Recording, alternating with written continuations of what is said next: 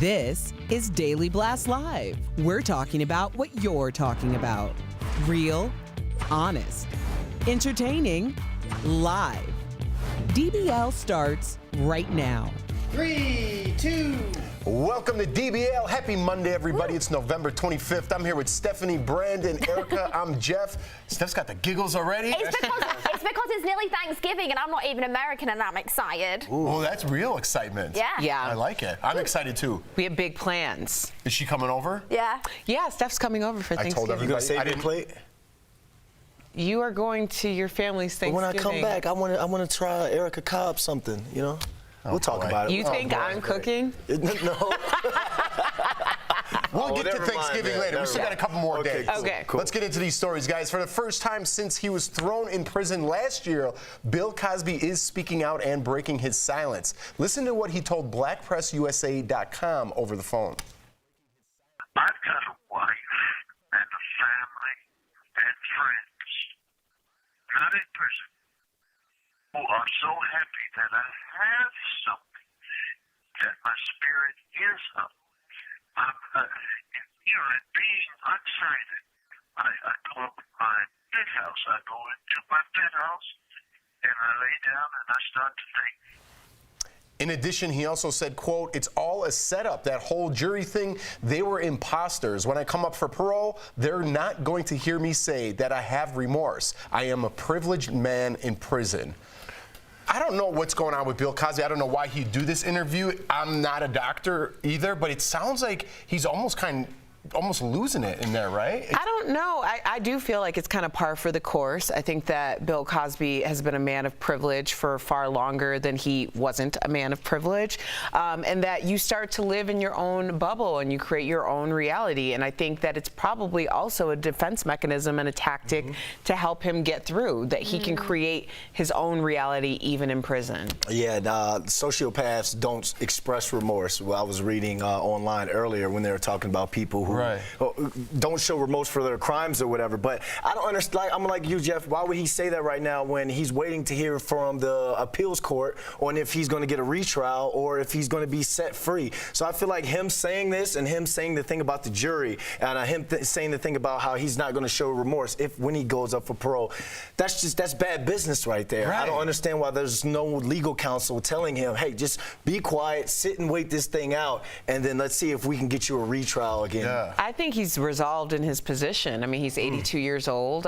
Realistically, him coming up for parole would be somewhere around the 90-year-old mark. Yeah. I think that he is trying to establish a sense of a legacy even after he's gone, that he went out saying that he was innocent. Yeah. I thought that too. It was more about his legacy than it is what he's doing right now. So I guess we'll see. All right, guys, switching gears to the American Music Awards. It was Taylor Swift's night last night, if anyone watched. She performed her greatest hits and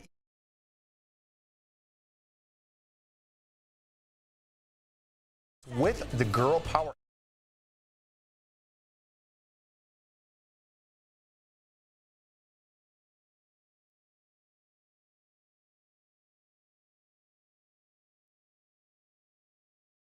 Times, and also some of the just like hardest things I've gone through in my life, and not a lot of them are things that haven't been public, and I wanted to thank you so much for being the thing that has been a constant in my life. Wow. You know, so Taylor at one point mentioned Halsey's speech, and I just want to make sure that we play that. I am so thankful to the AMAs because they are the world's largest fan-voted award show. And I'm thankful to the fans because they're the people who really give a about music. So I thought this was really interesting because Taylor said Halsey gets the speech of the night. And I think it was Taylor and it was a lot of other young women, female artists who had kind of like band together in this very strong girl power moment. And when Halsey said that, I think that it's kind of indicating what's happening in the industry in general. There are people who you get a mic in front of you and you say something because the mic's in front of you. And then there are people who you're going to say every everything you want to say anyway, whether the mic is there or not. The mic just happens to be in front of you. And I think that these women are feeling incredibly emboldened to say some things that need to be said. It's not about the powers that make it be. It's about the fans. And someone who everyone was super excited to see, and the fans were literally like counting down, literally on social media was Selena Gomez. So she opened up the AMAs, and just before she gave this incredible performance, which I feel like people are being really mean and slamming her for because it maybe wasn't pitch perfect, was Selena Gomez, and she had a panic attack just before she sang this song. So let's see if we can just play that. Was yours?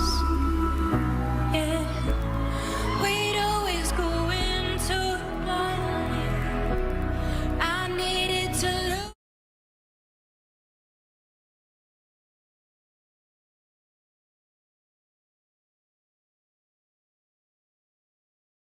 After you've been having this huge social media countdown, singing a song which she's had, I don't want to use the word death threats from Hailey Bieber, but she's had some seriously nasty comments from Hailey Bieber because it was written about Justin Bieber and like their breakup and like moving on. And she's had this huge panic attack. She's come out, she's sang completely live to a huge audience, and then people are ripping her apart. And let's be honest, it wasn't awful. She just was a little slight off key a little bit. Right, and it goes to show, like, it goes to show, should you lip sync?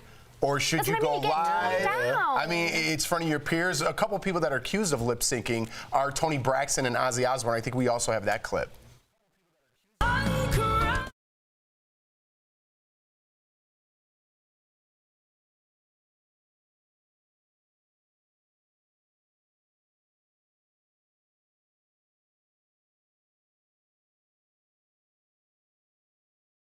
I can't tell if people are lip syncing.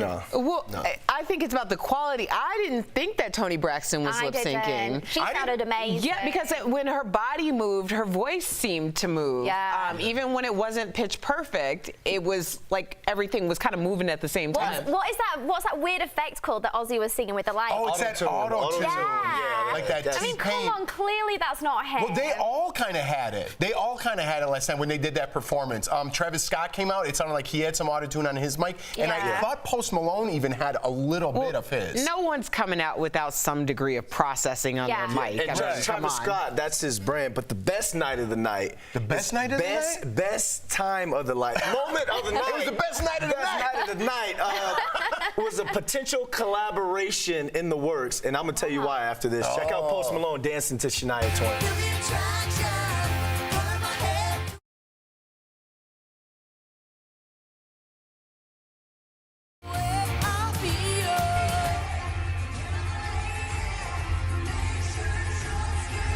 Hey, look at Post having a good time. Look, hey. You think that's a collaboration in the works? Billy Ray Cyrus and Lil Nas X, watch your back. I mean, we got a new old school, country, I normally wouldn't agree with that, but like, look at that collab. Like, we were all like, what is that about? And it was like the biggest song ever, so you never know. That could actually be a quite interesting mix. I'll give him that. I like it. I like the show. I get to predict stuff on the show.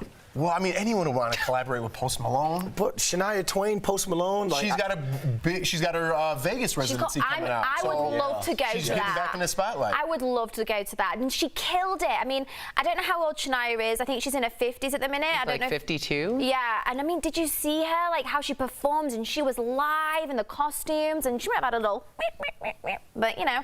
Looking great, babe. We're not even going to get it. And later, our style expert, Stephanie Jones, will have a complete fashion rundown, including the star who showed up with the teeny tiny purse. You don't want to miss Steph's fashion talk, still ahead. All right, guys, there's another Michael Jackson project in the works. Raquel, what's going on? Well, Jeff, this time it's a Michael Jackson biopic, and it's being produced by the same people who did Freddie Mercury's story in Bohemian Rhapsody, which has made almost $1 billion at the box office. Michael Jackson's estate has signed off on the deal to include his music, and Deadline reports this won't be a sanitized storyline which brushes over his controversies. The film is set to cover his entire life up until his death at age 50. So, DBL Nation, what do you think? Would you see this biopic? Thank you, Raquel. Why would his estate sign off on it if they're going to relive some of those moments that You know, with the two kids, are they going to be in there? Because there's another side of the story that can be told. You know, I feel like they, as a family, you're going to want to say what you saw and the things that are going on in your head when you see him doing different things. But I'm in it for the artistry. I just want to see how his rise and his come up. You know, everything else is, I guess, everyone else can watch for whatever they want to watch for. I think it's also the last thing that came out that was, you know, something that we all saw was Leaving Neverland. Yeah. Exactly. And I think that kind of has lingered, and for good reason, bad reason, we don't really know.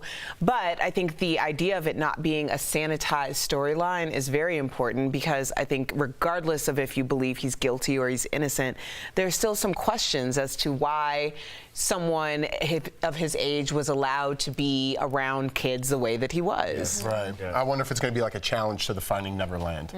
We'll see. All right, guys, let's get in this last story. Rod Stewart and Elton John, well, they're beefing. Rod called Elton's farewell tour a money grab. Uh-oh. So far, Elton's tour has made more than $125 million, and he still has dates set for next year.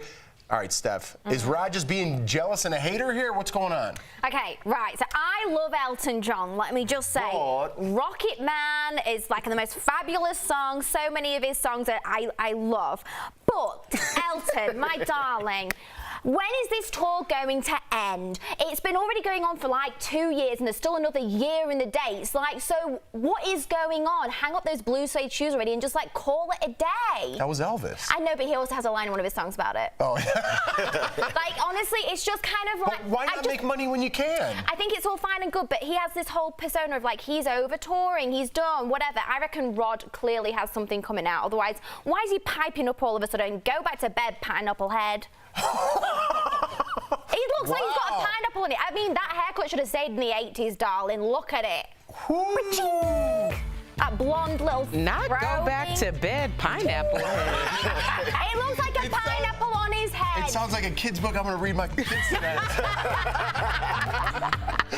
DBL is live, and coming up, we chat with the director of the new Daniel Craig movie, Knives Out. Find out what happened when the cameras weren't rolling just a little bit later in the show. And we're breaking down the hottest looks from the AMAs. Don't miss Stephanie's professional opinion. That's coming up next. Pineapple heads.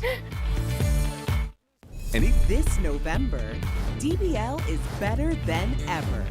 This week, Al gets much-needed cooking lessons just in time for Thanksgiving. Don't miss a minute of Daily Blast Live.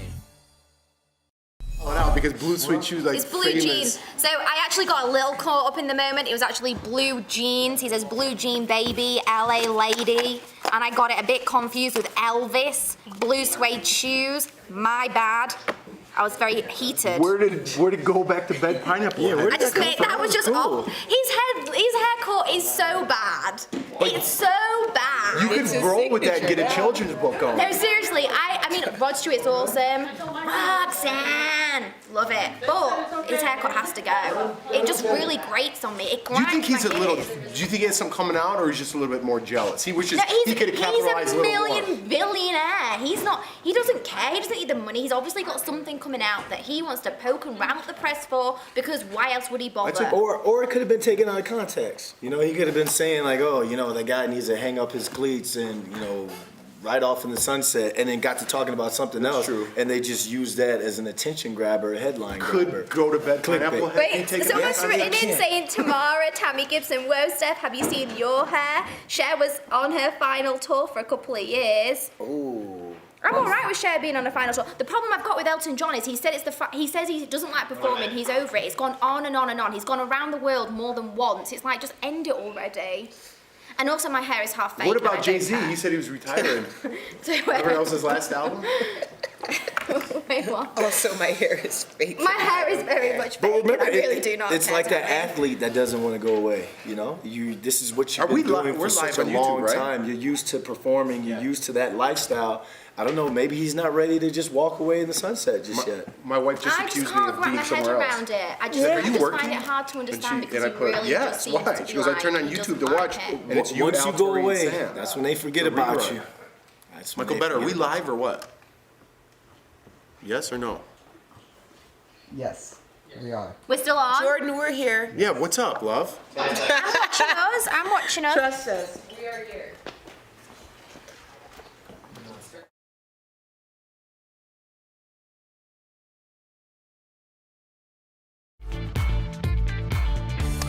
Let's talk fashion from the AMAs. Stephanie Jones has some crazy looks from last night, right, Steph? Yeah, I do. All right, so that's right, the celebs were super extra.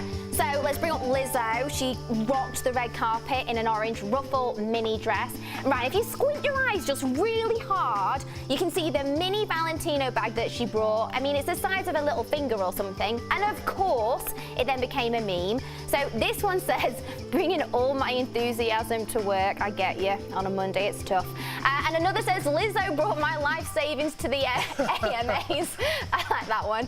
And you might need a pair of sunglasses to look at this next outfit because Lil Nas X wore a neon green two-piece tuxedo. And he casually wore a zebra print top, gloves, and square toe heels, but I'll give it to him, he's trying. And Carrie Underwood had a leg up on the red carpet competition, sporting a sequin purple gown, complete with a slit. She looks mega. And check out Billie Eilish in this bedazzled Burberry beekeeper hat. I mean, seriously, only she could pull that look off. And finally, from one Billie to another, Billy Porter stunned in an all-white ensemble and a head-turning headpiece. So, Brandon, you reckon you can wear that to work tomorrow? I could. I don't know if I can fit that headpiece, though. If you had to rock the beekeeper look or the headpiece Oh, yeah, look. what I'm going Lil Nas X. I was hoping you threw that one in there. Oh, you'd rather go with that? I like what Lil Nas X had on, He yes. had like that little 80s bolero jacket on, you know, he was rocking the look. That's kind of fresh to me. When he went to get his award, he kind of had a Prince vibe going on. Did he had the yeah. big shoes. I don't know, it kind of gave me a Prince vibe from the 80s. He actually wore some really high, heeled shoes underneath. Like, he looked good. I don't know if I want the high heel shoes, but everything You else. don't need the high. You're tall enough. I'm tall You'll enough. look like you're part of Hammer's posse from the 90s. Ooh, that's a nice one.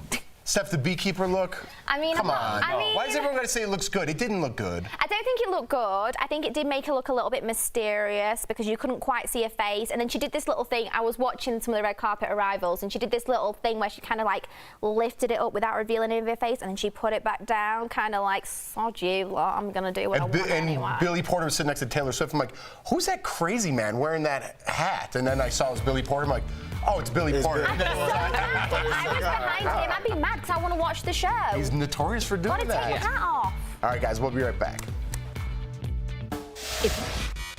Hi, DBL Nation. Welcome to Fast Blast Entertainment Edition, where I give you some headlines you might have missed. Well, right now, the hottest thing at the box office this weekend is a little Frozen 2. The Disney sequel smashed records by becoming the top-grossing animated release of all time. And I may have helped with that. I saw the movie twice last week. One was in a normal theater experience. The other one was in 4DX 3D, which meant the seats moved, rain fell, wind was blowing. And I have to say, I liked watching it that way. But if you decide to see it in 4DX, bring a jacket because it will get chilly. You actually will be frozen. And the songs will get stuck in your head. No lie on that one. And cheers to the most epic wedding crashers of all time. Dwayne "The Rock" Johnson and Danny DeVito snuck into a wedding in Cabo. And the video is pretty epic too. Singing, dancing, laughing. Please, please crash my wedding one day too. The invite is already in the mail for years in the future. And Fuller House is coming to an end, and one of the main characters is notably absent. Lori Loughlin, who plays Aunt Becky, is left out of the trailer. Now the final season debuts December 6th. That's it for the headlines. See you next time. This November, DBL is better than ever. We're talking with the father of school shooting victim, Kendrick Castillo. You know, he was my best friend, and he was the love of his mother's life. A woman finds out her mother's fertility doctor may be the father. I'm thinking my dad is not my biological father. Meeting a transgender mountain climber determined to conquer the world. Took the risk of becoming my authentic self. And unraveling mysteries in our true crime chronicles. And that's just the beginning of what's happening on Daily Blast Live this November. We never stop talking about what you're talking about. Welcome back to DBL. It's Oscar season at the box office, and one movie getting a lot of buzz is Knives Out, a classic whodunit mystery starring a slew of A-list actors. Earlier, DBL co-hosts Tori, Al, and Lindsay sat down with the director of the film, Rian Johnson. Check it out. The family has desperate motives, and when good people get desperate, the knives come out. You know something. Spill it. I suspect foul play. What? What? That's a clip from the new star-studded movie Knives Out. It's full of A-listers like Daniel Craig, Jamie Lee Curtis, and Chris Evans. And joining us in the studio, I'm kind of nerding out, is the film's director, Rian Johnson. Welcome so much to Daily Blast Live. Thank you guys for having me. First of all, we're kind of uber nerdy over here. We've already been talking to you a lot, but we have to talk about the cast. So many heavy hitters in this one movie. It's like the Avengers of drama, basically. So as the director, how do you handle so many stars in an ensemble at once? Is there a ton of ego? Yeah, I was petrified when I showed up on set. Because like Daniel Craig and Chris Evans, Jamie Lee Curtis, Toni Collette, Lakeith Stanfield, I mean, it's Michael Shannon. I was really scared. But then I showed up and everybody checked their egos at the door. Everyone was just so cool. Everyone got along. Nobody went back to their trailers in between takes. They all hung out in the basement of this like mansion we were shooting in like the rec room, and they would all just sit around telling each other stories. It was like movie star summer camp. It was that kind of leads me to my question, because you want everybody on set to be friends, and I mean we kind of have that here. She's okay. She's fine. Shut up, Al. But no, and we're friends here. But like it seems like everybody on set became friends. Who do you think is going to be friends after the movie's like already aired, like years down the road? Oh my God. Well, I'm angling to stay friends with Jamie Lee Curtis for the rest of my life. That's kind of my life goal, because she is just like the coolest person, and also is so on top of everything. She's got everything. So I know if the zombie apocalypse hits, I'm going to Jamie's house. Right. She's going to be able to handle it. Yeah. There we go. I always look for people like that, because I know if the apocalypse happens, I'm just going to be the first guy that's eating. I'm out. I'll be outside. I've left my keys in the. I'm Act 1. I'm like pre-credits. Like, oh, I'm taking out. Yeah. I had a good run. Yeah, exactly. Yeah. Okay, so I want to speak about Star Wars. I can't believe I'm saying that. That's so cool. Does the passionate and somewhat intense fan base, no offense to our fans, impact how you create a Star Wars movie? Well, I mean, having grown up in that fan base. You are in that fan base. Oh my God, no! Since I've been a kid, I've been a part of it. And I know how passionate everyone is about it, and you know all that. The thing is, when you're actually making it, if you started like thinking, okay, what does everybody out there want from it? Right. First of all, everyone wants something different, so you'll just get confused, and also you'll kind of probably make a bad movie, because that's not the way to make a good movie. So you have to kind of create a little bubble around you and the creative team and say, you know what? We know what Star Wars is to us. We grew up in this, so we're infused with all of it. And we got to put that into the movie and kind of like focus, you know. It's a good life lesson. Right. It also sounds like a product you could sell. This is infused with Star Wars. Star Wars infused. Shampoo. Yes. Yeah. And you also directed one of Carrie Fisher's last movies. And rumor has it that she would change the scripts to her liking on set. Now tell me, is that true? Well, I mean, first of all, Carrie was a brilliant writer. Yes. And so if she had a suggestion for a line change or a joke, you use it. Right. Because, you're not going to. And Carrie was also, I felt very, very lucky to get to know Carrie before she passed. She was everything you imagine Carrie Fisher would be, she was. She was as advertised, and she was absolutely amazing. Well, thank you, Rian Johnson. Also directed, I have to say, two of my favorite all-time Breaking Bad episodes. I had to get it in there. I had to. Go check out Knives Out, hitting theaters this Thanksgiving. We will be right back. Thanks, Ryan. We all agree that a traditional Thanksgiving dinner includes things like turkey, cranberry sauce, and pumpkin pie. But why do we eat these foods on Thanksgiving? Let's connect the dots. First up, the big bird on the table. You might assume it's because the Pilgrims ate turkey on the first Thanksgiving. Well, first-hand accounts of that event don't mention turkey, but they were common in the area.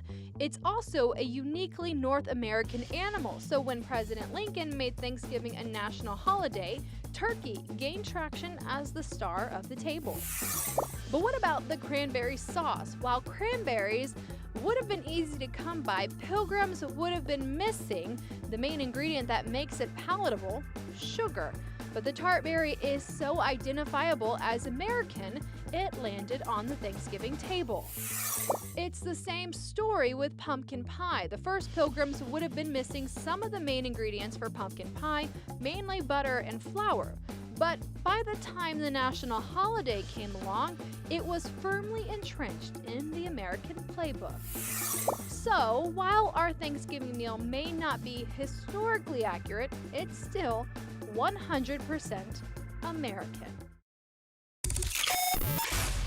Guys, welcome back to Beauty Blast. I'm Jeray Banks, or at Jeray for the Slay, if you know what I mean. Make sure you're following on all social media platforms for the newest and best of Beauty Blast. Now today, I'm coming at you with some beauty gossip, and this tea is piping hot, y'all. Okay, let me go ahead and blow this off because it's ready, all right? Now, today we're talking about Wendy Williams calling out Iggy Azalea. Now, this happened on Wendy's talk show recently, in which Wendy Williams was actually speaking about Nicki Minaj's retirement. And she goes in at some point to start talking about Iggy Azalea and says, you know, the Australian girl with the fake body, it's not even hers. Now, Wendy has some nerve to talk because we all know that Wendy isn't the most, you know, all natural in the body business, okay? We can kind of see from your figure, girl, looking like a lollipop or whatever. Now, that's not any of my business. However, it was Iggy's. Iggy clapped back on social media, sending out a tweet saying, oh, you mean that crackhead that has a gossip show? And that was definitely a shots fired moment, y'all. We're gonna go ahead and take a quick moment for that because Wendy just, woo, child, I don't know what to say for you, girl. Back to reality. Now, Wendy hasn't really came back and said anything, or nor has her camp, because let's face it, Wendy Williams is the queen of gossip. A little Australian queen talking some smack isn't really gonna hurt her, but we do have to face the facts that maybe we shouldn't be calling out people's drug addictions. Addiction is really something that is from your health and overall psyche, so a few people were clapping back on Iggy Azalea saying, is this really right, girl? Did you really take the right shot here? Because that kind of was a low blow, seeing that Wendy Williams was just in rehab last year. With that being said, I'd love to know your guys' take. What do you think? Was Iggy going too far? Or was she in the right since Wendy kind of called her out first? I don't know, I'm kind of on Iggy's side, but hey, that's just me. I'm a shady queen. If you guys have more questions or want to comment on Beauty Blast, write right below or find me on social media at Jeray for the Slay. We'll see you guys next time. We all agree that a traditional Thanksgiving dinner includes things like turkey.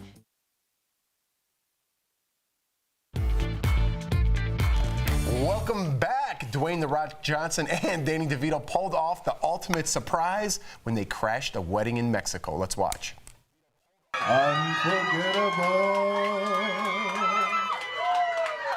That's how you'll stay. Like a song of love that clings to me.